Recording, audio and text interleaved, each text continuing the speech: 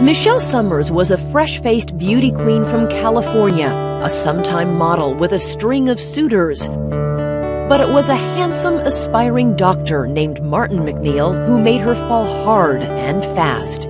They eloped when Michelle was 21, and soon afterward, they started a family. She had 4 kids in 5 years, so we were just boom, boom, boom. Alexis and Rachel McNeil grew up idolizing their father.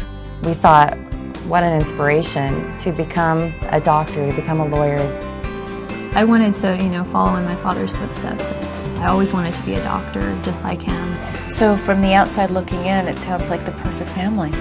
Yeah. If you're thinking it seems too good to be true, you're right.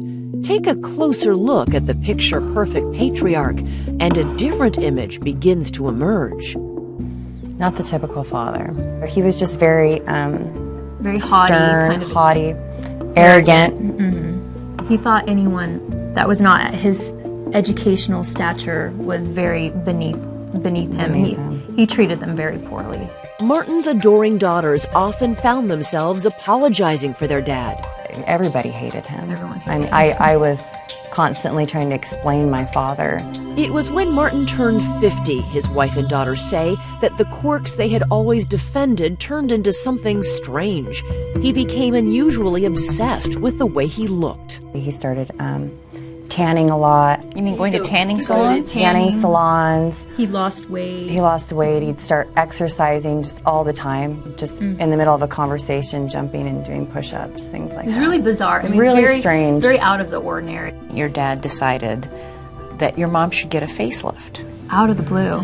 And my mom had never talked about that before or anything. She'd never been into plastic surgery. April 3rd, 2007.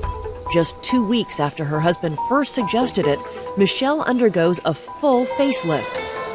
Martin insists, says Alexis, the surgeon prescribe a powerful combination of painkillers and sedatives, almost never taken for this kind of procedure. And the surgeon agreed? He knew my dad was a physician, so he thought he knew how to, dose different medications. It was just bizarre because, my mom was very sensitive to medication anyway. Alexis, away at medical school in Nevada, had come home to care for her mother. Michelle seems to be feeling better, but one morning, as Alexis was washing her mother's hair, Michelle drops a bombshell. She started to cry.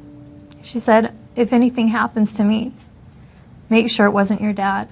And I said, "Mom, what do you mean? What are you saying?" And she just said, "Make sure if anything happens to me, it wasn't your dad."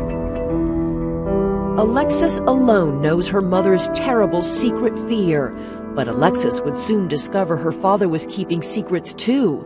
Phone records revealed he was making calls at all hours of the day and night to the same number. Who was at the other end of the line?